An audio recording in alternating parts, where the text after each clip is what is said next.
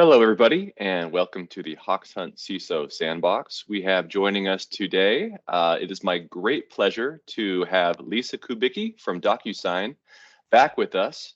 And Lisa, how are you doing today? I'm great. Thank you for inviting me.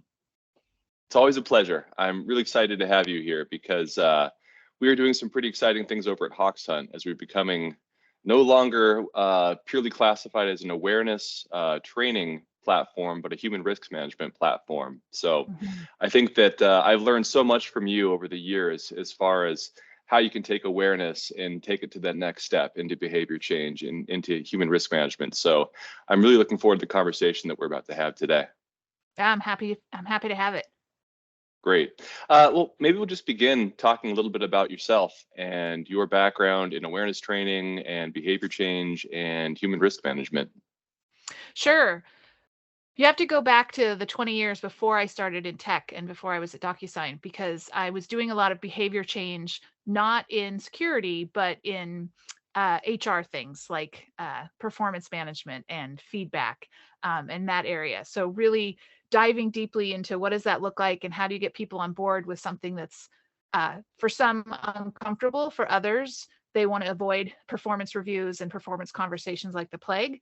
How do you get them to a point to feel okay with that and even feel comfortable driving it and see it as what people say feedback is a gift and truly embrace that? So then I joined DocuSign 5 years ago and was hired because of that experience with change management at universities in that way around humans, human behavior, to do that for security. And that it took a little while to have any idea what the security team was talking about. They were a lot like, if you know the reference of the teacher in Charlie Brown cartoons and movies, wah wah wah wah wah wah. But it became the test that if Lisa can understand it, if it can pass the Lisa test, then I could translate it in a way that the sales team, the HR team, the customer support org, that they could perhaps understand it and connect to it so that it wasn't strictly this technical, um, you know, full of security terms that people are like, what in the world? And just ignore because it was over their heads and it was irrelevant to them. It is so important to have people who can translate and communicate complex, and in this case, and in this context, really kind of a scary subject matter to people in terms that are relatable, understandable. And I think we're going to be getting into that whole communication piece of this conversation within this interview here. Mhm. So yeah, well, and just for people in the audience, this is not necessarily a vendor-driven conversation, but DocuSign is a user of HawksHunt, and Lisa has been using HawksHunt for quite some time now. Mhm. Uh, let's kick off this thing with the concept of awareness and security behavior change. Do you think there's a difference between purely security awareness as opposed to security behavior change? And if so, what does that difference look like?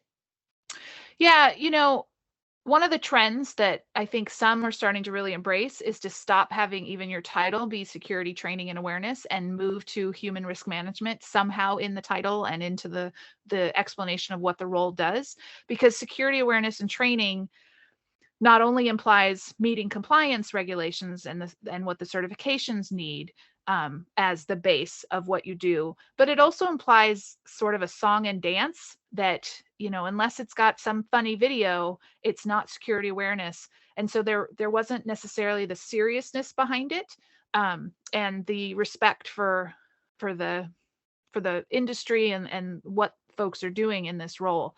And so moving to a human risk management is really explaining um, what the role is trying to do. It's trying to manage the risk of the human element that is in the human OS, if you might, in your company and in the business, so that when you're talking about the people, the processes, and the technology, the processes and technology are usually taken care of with very large budgets, with lots of headcount, maybe not enough budget, but lots of different platforms that are logging and monitoring and keeping track of the security stack. But the people part is often neglected. And I think even just the terminology change helps the CISO, helps the leadership shift their focus from the song and dance that traditionally, oh, what games are you going to come up with, the trivia and the exciting communications, which you don't want to lose, but the reason for that is to get that behavior change, is to make sure that you're looking at what are the risks from our human element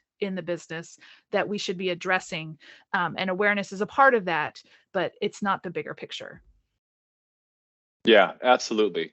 And before we get into the concept of human risk management and a risk-based approach, just what are the key elements of an effective security behavior change program to elevate it beyond that infotainment that you're talking about with the funny videos or with whatever else they are, some quizzes, something else? How do you actually affect behavior change?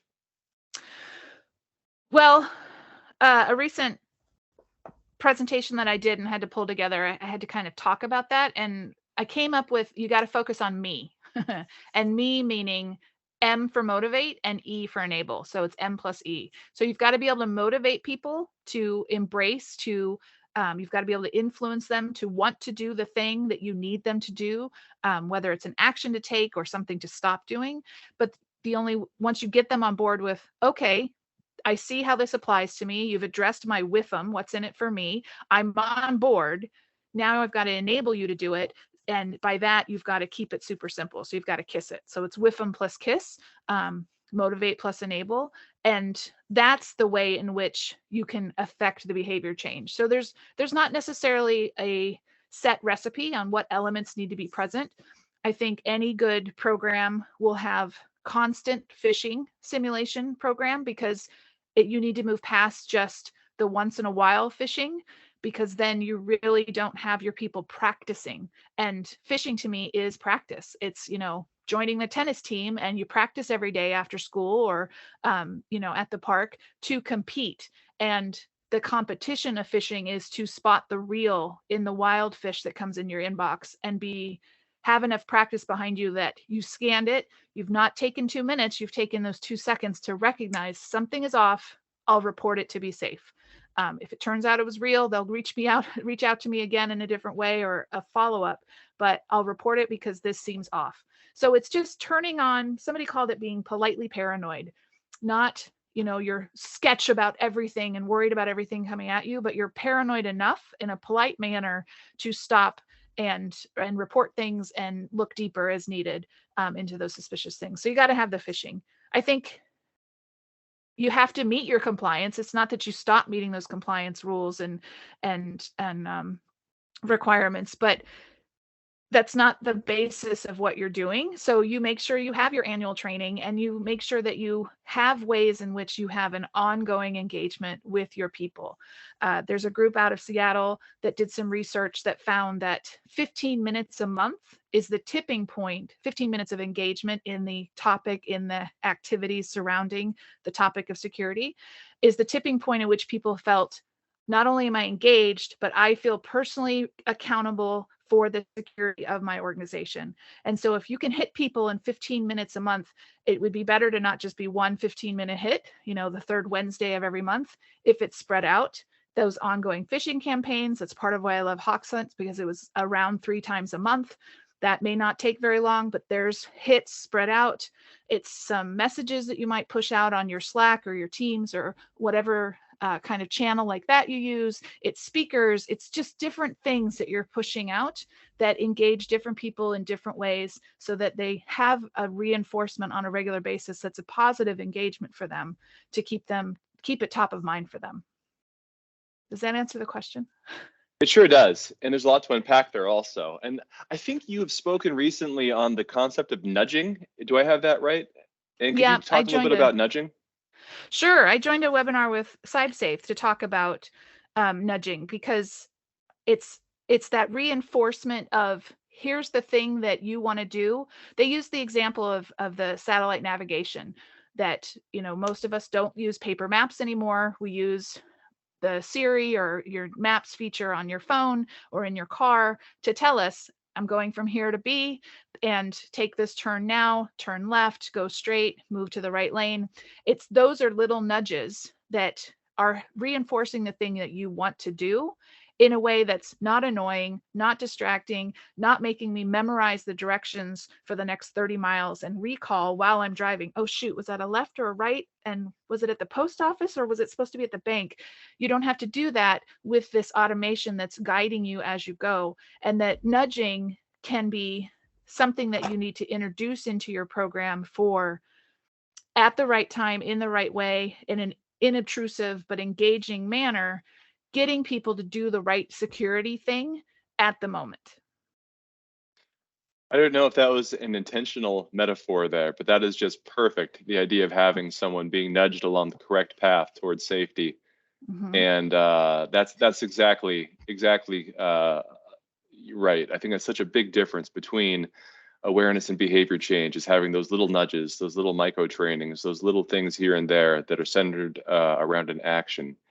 And another thing I think you've talked to us before about with behavior change and the concept of nudging is just that frequency, just that power of practice. And maybe tell us a quick, because I think a lot of people don't believe that there is a platform that can actually enable you with thousands or tens of thousands or however many users to send out 3 per month and to look at those results of those 3 phishing simulations per month. Has that been something that you've been able to do, sending out multiple, automate multiple phishing simulations per month? Yeah, well, because of HawkScent, yes. The previous vendor that we used, I had to set them all up. I could have pulled from their library, but it wasn't a very constant up to date from the wild created library. So I was constantly curating and editing and creating my own.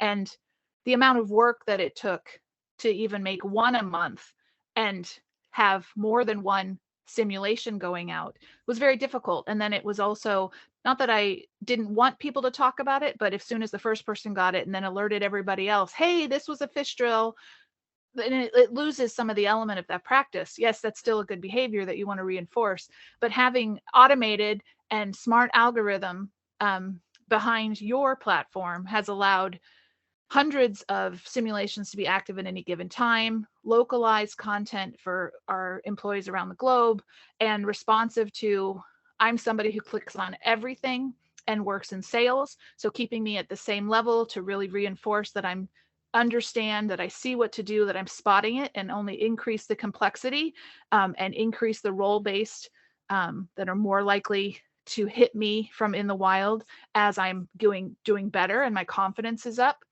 versus you don't click on anything, and so you're steadily going up in complexity so that it's really getting harder and harder to spot. But again, it's that practice. If you only do the same drills at your tennis lesson every single time, you may never be practicing your serve, and when you're actually competing, that could be your weakest part that is not going to help you get your points. And so with phishing, we need different types of simulations to come in. It's responsive to each person. The frequency just means that there's ongoing practice. And that only works if your people don't think it's a gotcha campaign. And a lot of phishing is still a gotcha campaign. And even on this morning's webinar with CyberSafe, somebody talked about, I don't even know of a phishing platform, they said, that isn't about only reinforcing what happened to those who click the link. What about the positive? And so there's not a lot of awareness that there's a different way to do it. And so a lot of people are still, even if it's unconsciously, delivering a program that's based on fear and uncertainty and doubt, those FUD principles, instead of stepping back to the positive reinforcement so that people feel and get the brain hit. We've talked about that in the past, that positive brain hit of, ooh, I did the right thing and it gave me a reward. I'm going to do that again, instead of no, no, no, and punishment. Yeah, really critical point too, is if you're only focusing on failure, if you're only giving any training on failure, there's a huge amount of people who are being excluded from actually building up any skills from that. And sometimes they just sort of miss an email, or they don't click on it. And if they're, like you said, if they're then punished for clicking on something, then that's not going to be a training for them. That's going to be just experienced as a punishment. And that's not exactly a great way to build culture of security within the organization. Right. Security can't be a secret. If I don't click on anything, but I also get no positive reinforcement about it, I have no idea that I was being secure. And that's something that you should be highlighted for being within your company. Absolutely critical point. And I think we're kind of getting towards that idea of communication, highlighting people soon. But I want to kind of pause now and double click on something that we has been brought up a couple times, and that's human risk. And so vendors and security practitioners talk a lot about human risk, and Hawks Hunt is repositioning ourselves as a human risk management platform. But what is to you human risk and human risk management? Yeah, it's going back to that human OS. If you want to think of it in that way, it's the people, processes, and technology. It's making sure that you are aware of what are the biggest risks among this human element. And each company, each region, each role and function could highlight different risks to the company, whether for this particular group, we're worried about data loss by inadvertent emails going to the wrong people. For this group, it's about downloading apps and unapproved software from unsafe sites. And for this group, it's about clicking on everything that comes in an email because they don't take any time to notice whether it's real or not. They're just click, click, click, click, click, happy. So it's identifying what are the risks across the company, across this particular organization, across this particular region, and adapting the security awareness program to react to and respond to those risks with proactive, engaging, relevant material. But also, you got to keep in mind that WIFM and KISS, what's in it for me? Just because you want a password manager to be used by everybody, you can't just say that. We are now launching a password manager because a lot of people say, well, that's just another thing. I don't have time for this. You've got to put your marketing hat on, and you've got to talk to them about how it benefits them. How is it helpful to you so that you feel like, oh, this is a good thing. Okay, it's not just another burden and not another thing I have to do or be conscious of. This is actually really helpful to me. I can get rid of all my Post-its. I can stop putting them on my phone. I'll make sure that I use a different password each time, and I don't have to come up with them or remember them. And then keep it simple. One of the problems we had at DocuSign with making things complicated was we had over 125 different aliases to contact us based on different groups, and some were acronyms. And so employees were looking to ask us questions or report something or seek our help. And they're like, who do I even use? And if you're making it that hard, they're just going to disappear. Think about your own life. If it's that hard to buy the thing, you're not going to buy the thing. Forget about it. It needs to be simple. You need to keep it easy, and it needs to be without complication or burden. And so keeping it simple will help people be able to do it again and again and again, just in time, easy to spot, don't have to remember anything. I just click this button to report something. All of that takes the complication out. It's not about making people mindless about it, but it's about not taking up their headspace because of that cognitive overload with something they don't really need to know. They don't need to define it. They don't need to know what SecArch means versus SecOps versus SecEng and who does what in each of those groups. Who cares? We care from the security team. Well, we can keep that clear. They don't have to know that. Just that single intake to reach us with any kind of question takes a big part of that burden off of the employee so that you get the behavior change you need. And so making sure that you're addressing the specific risks identified by what your people are doing. And you need the security stack across the team, across IT as well, if it's there, some of it's there, to know where do we have our biggest risks? Who has the greatest amount of access that could cause the biggest amount of problem if they're compromised in some way? Who's making bad decisions on a regular basis? And so how can I alter this communication for this group to be on this topic and modify it in a way that, again, speaks to their WIFM, what's in it for me, keeps it super simple, and make sure that it's addressing the risks that we need addressed. Does that make, yeah, I think that makes sense. Absolutely, it does. I think that you said something earlier about a tennis player going to practice and doing enough practice until they're able to have a good backhand, forehand, overhand serve. And how if you did the same practice over and over again, that would get stale and not work. But imagine going to a tennis practice and someone giving you a sheet to read about how you should hit the ball, and then quizzing you, and that's completely different than actually doing something, participating in the practice. And It sounds like the ability to get your people so that they're actually participating, which is, different ways, but primarily around hitting that threat reporting button. With HawksHunt, it happens to be a HawksHunt button, but however it goes, I think it's going to be important for you that people are actually doing some kind of an action, and that action, that participation, does that give you kind of a visibility into people's strengths and weaknesses across the organization? Is it that activity that's giving you some kind of a sense of like where the risk is, whether it's in sales over in Hungary or whether it's in tech, IT over in, California? I think it can give you a small piece of the picture. If you got to be clear on what risks are we even looking at. And so with something like the phishing program, we're looking at the risk of inadvertent leakage of their passwords and downloading of malware or malicious files of some type. And so the reporting number is a number that's going to be much more useful. That metric is much more useful than the click rate. The clicking is going to happen. You just have to accept you're never going to be at 0%. And if you're aiming for 0%, then you're probably not testing or practicing your people at a high enough level, because you're just giving them the basic, look at that, we had a 0% click rate, way to go us. Well, how hard was that really? Because everybody clicks on a phish at some point. And so you want that reporting feature or metric to be as high as possible, because then people know how to tell you something, and that telling you something means that you've gotten over the bystander bias. Oh, I assume somebody else already reported that suspicious person in the hallway, or that suspicious email that's going around, or that text message, or the thing I saw on social media. You don't want everybody to assume somebody else reported it. You want everybody to report it, so you have that influx of immediate, frequent contact from your employees, because that human element is, they are your eyes and ears. The security team's tools and the stack can only be seeing so much and sort through so many different logs and everything that's coming in via those tickets and all of that information. The humans, if you can, in essence, stretch your team to not be just your 100 people on your security team, but your 10,000 people across your company, or whatever those numbers look like, suddenly think about how much more fortified you are as a company, how much more fortified your walls are.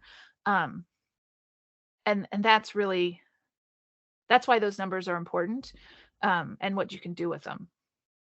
Oh, it's a great point, Lisa. Thanks for bringing that up. And it's really important too, is that people can see that there's always going to be threats that slip through the technical filters. That's just the way that it is. And I'm not going to get all FUD on it, but like with ChatGPT and OpenAI and stuff, there's the things that I have done before and that our red team has done with creating these just perfectly written business email compromise attacks are pretty wild. And so they're going to slip through.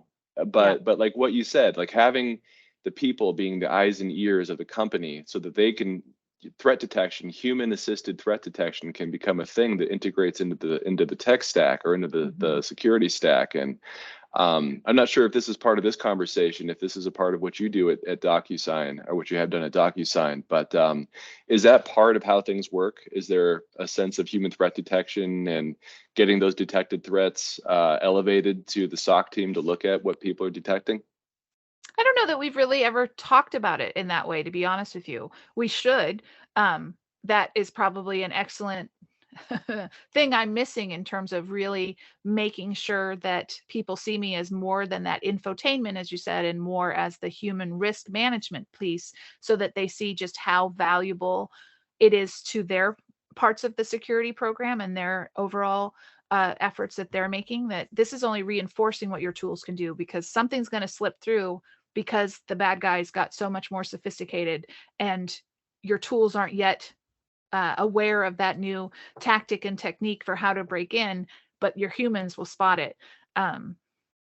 So it makes sense, but is it something that we've really talked about in those terms? Probably not, but should. Okay, yeah, it's something that we've heard some people are able to do, is where you basically integrate human threat detection into the security stack, and it's a pretty amazing capability once you get to that point. because then you also have a response platform using AI that can categorize and prioritize all those threats and elevate those and really lighten the load for the security team as it gets there. But we can shift off of that and talk about that offline a little bit later on. Yeah, I would just say, and the thing that it makes me think about is, again, how would I message that to the general employees? Because telling them they're part of the human threat detection program, most of them, their eyes will glaze over and be like, I don't know what she's talking about. I don't care. So you got to twist that into the what's in it for me. And then how do I sell that? What does that look like? Yes, we're going to kiss it, so it's enabled for them in a super simple way. But how do I message that so that they're really on board and motivated to be that for us? Right. That makes sense. And I think it comes back to you so often to being able to get people motivated and to be able to communicate.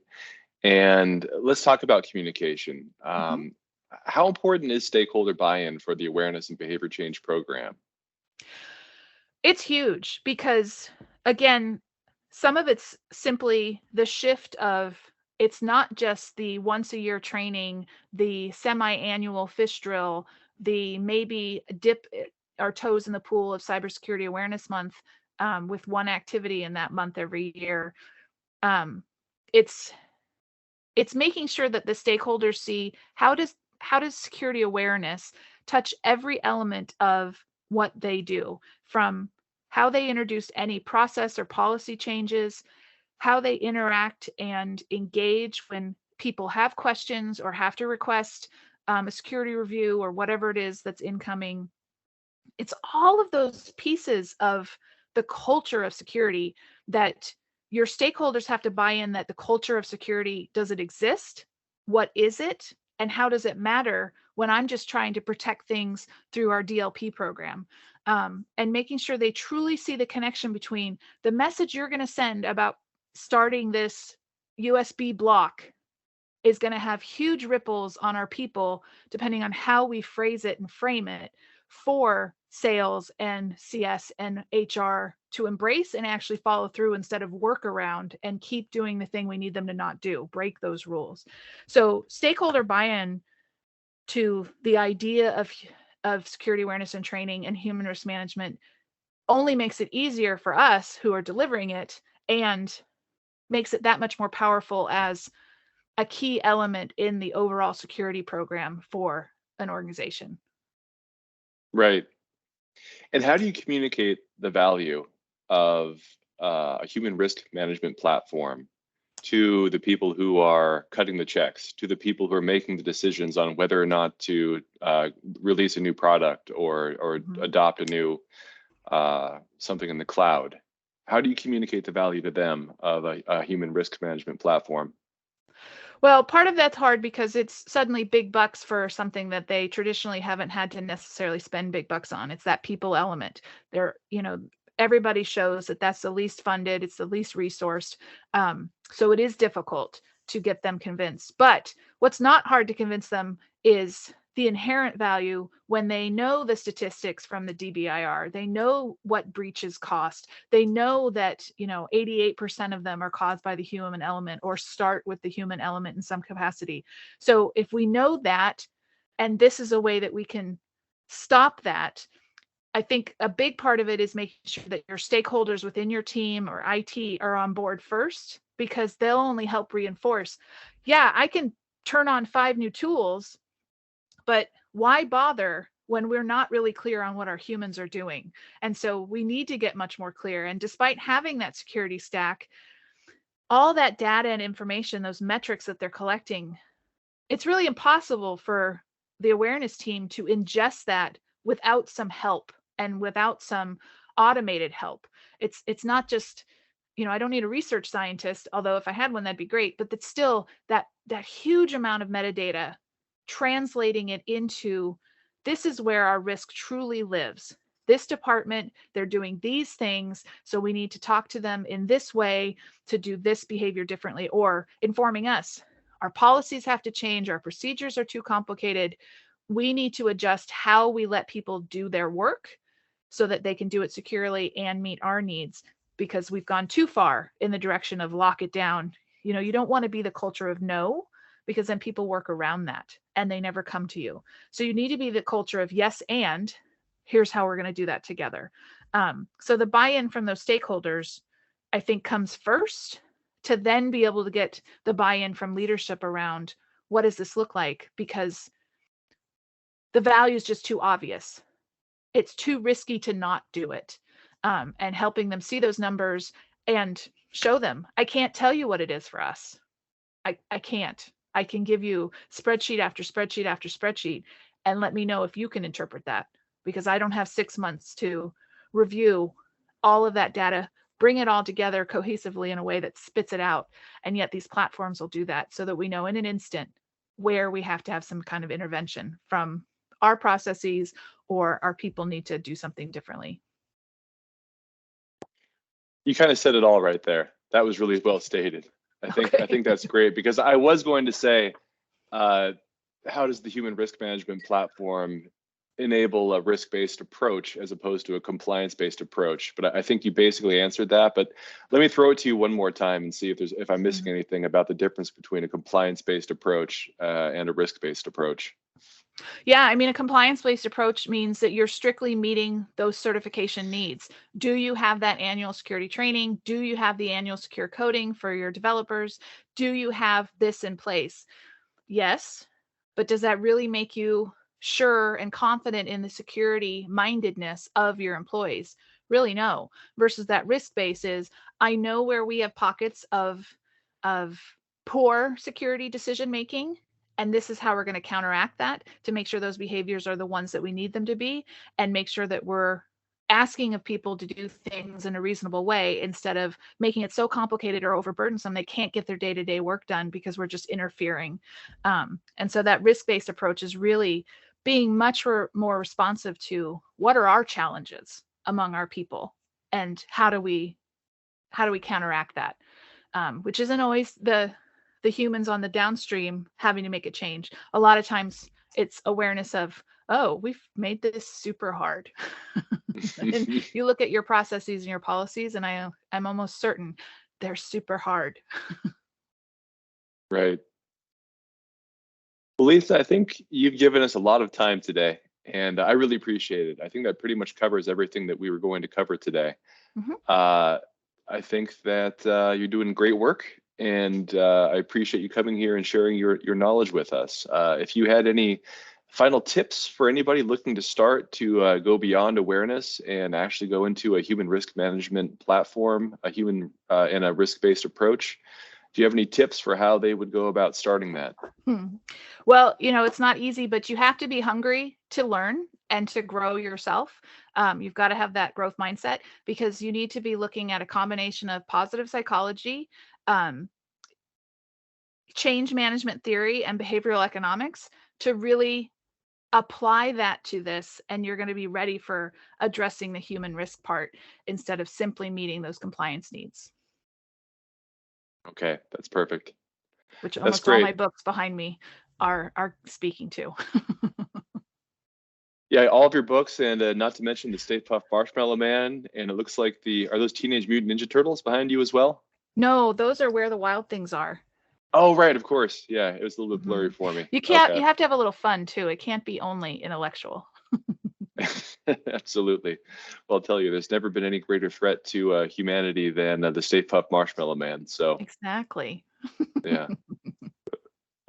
All right, Lisa. Well, hey, it was great catching up with you, and all Fun the to talk best to you. to you. All right. Do take care. Okay, take care. Bye.